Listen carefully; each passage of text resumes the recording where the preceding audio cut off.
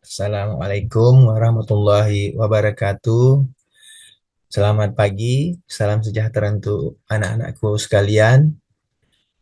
Hari ini kita bertemu kembali pada pelajaran IPAS, pada kompetensi yang harus kita pelajari, yaitu tentang ekosistem.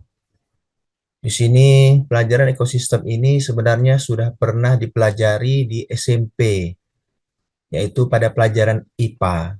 Tentu kalian ingat ya semuanya, IPA itu mempelajari ada 3 cabang ilmu, yaitu satu biologi, dua fisika, tiga kimia.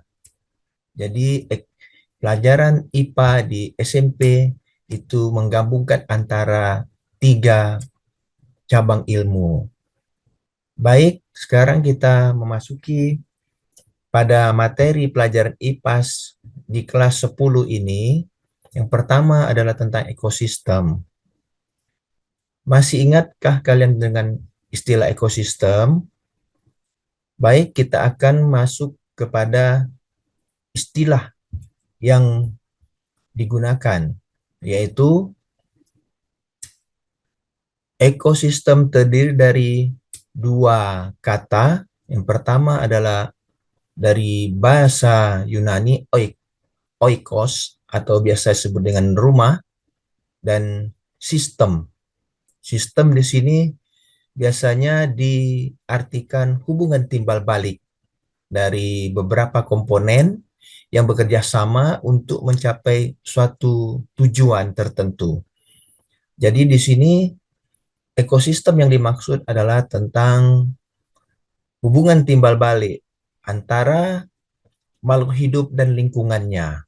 Ada 4 komponen biotik dan abiotik pada ekosistem. Yang pertama adalah untuk biotiknya, disebut juga makhluk hidup, terdiri dari yang manusia, hewan, tumbuhan, dan juga mikroorganisme yang ada di sekitar kita. Kemudian untuk komponen abiotiknya adalah seperti udara, tanah, air, dan sinar matahari, atau biasa kita sebut juga dengan panas yang bersumber dari api.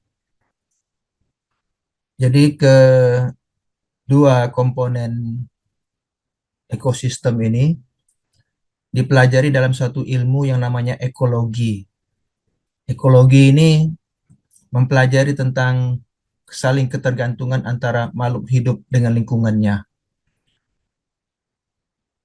Baik, mungkin di antara kalian ada yang bisa mengidentifikasi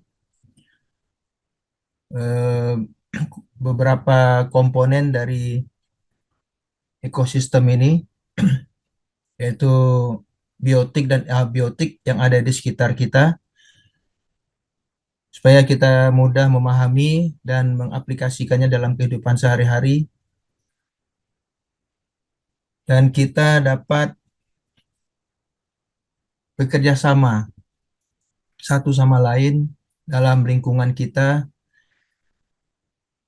terutama di lingkungan sekitar keluarga kita, kemudian lingkungan sekitar tetangga-tetangga kita, kemudian sampailah ke lingkungan yang lebih besar lagi, lingkungan di sekitar sekolah kita, dan lingkungan yang ada di sekitar kota Pontianak ini. Bisa kita perhatikan adanya saling ketergantungan antara satu dengan yang lainnya, yaitu kita perhatikan pada komponen-komponen ekosistem. Silakan kalian identifikasi dahulu. Ada beberapa komponen yang ada di sekitar kita. Yang pertama mungkin di sekitar lingkungan sekolah ini, yang terdekat, misalnya di taman sekolah ini ada beberapa tumbuhan dan mungkin ada juga beberapa hewan yang dapat kita identifikasi bersama-sama. Pasti ada saling ketergantungan di antara makhluk hidup, biotik dan abiotik, makhluk tak hidup di sekitar kita.